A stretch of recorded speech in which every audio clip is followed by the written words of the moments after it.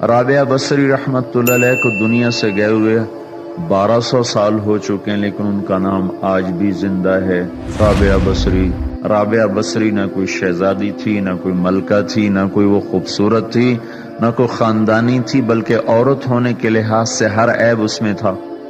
ان کی عادت یہ تھی، وہ روزانہ عشاء کی نماز کے بعد غسل کر کے کپڑے بدل کے اپنے خامن سے پوچھتی آپ کو میری ضرورت ہے؟ اگر وہ کہتے کوئی نہیں ہے تو پھر پوچھتی مجھے اجازت ہے؟ وہ کہتے اجازت ہے تو پھر مصلی پہ کھڑی ہو جاتی ہے اور فجر کی نماز تک مصلی پر کھڑی رہتی تھی۔ ان کا خامن جلدی فوت ہو گیا، جوانی میں ہی بیوہ ہو گئی۔ تو حسن بصری بصرہ کے امام، کیا سارے مسلمانوں کے امام تھے، وہ خود آئے، خود چل کے آئے کہ میں آپ سے شادی کرنا چاہتا ہوں۔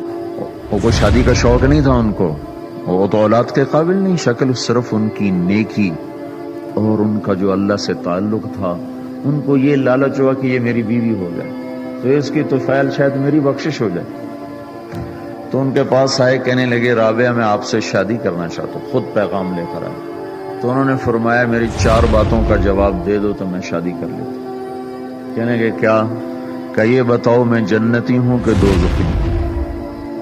کہنے لگے یہ تو میں کچھ نہیں کہہ سکتا۔ اچھا یہ بتاؤ جب اللہ تعالیٰ قیامت میں اعمال نامے اڑائے گا، کسی کے سیدھے ہاتھ میں آئے گا، کسی کو الٹے ہاتھ میں آئے گا، میرے سیدھے ہاتھ میں آئے گا کہ الٹے ہاتھ میں؟ کہنے لگے یہ بھی کچھ نہیں بتا سکتا۔ کہنے لگے اچھا یہ بتاؤ جب اللہ نیکیوں کو تولے گا، کسی کی نیکیاں بڑھ جائیں گی، کسی کے گناہ بڑھ جائیں گے، میرے گناہ زیادہ ہوں گے نیکیاں زیادہ ہوں گی؟ کہ یہ بھی نہیں بتا سکتا۔ کہ اچھا یہ بتاؤ جب لوگ پل صراط سے گزریں گے، کوئی پار نکل جائیں گے، کوئی نیچے گر جائیں گے، تو میں پار نکلوں گی کہ دوزخ میں گروں گی؟ کہنے لگے یہ بھی میں نہیں بتا سکتا۔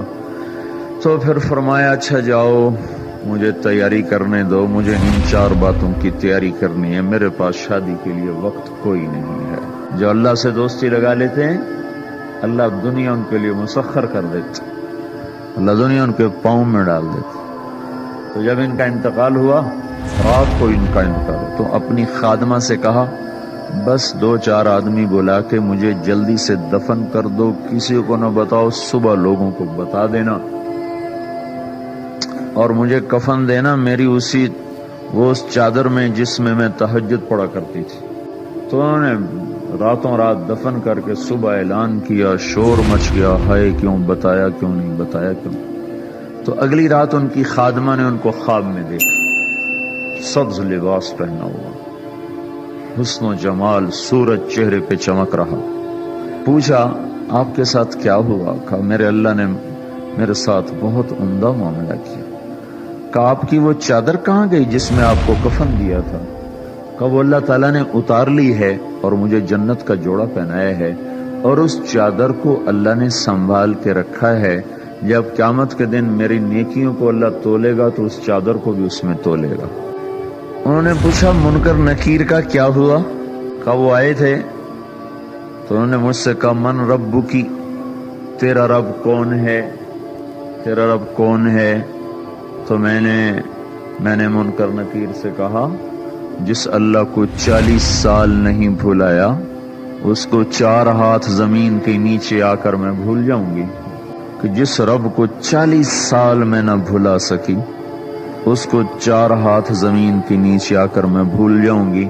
تو منکر نکیر نے کہا اب اس کا آگے کیا حساب لیں؟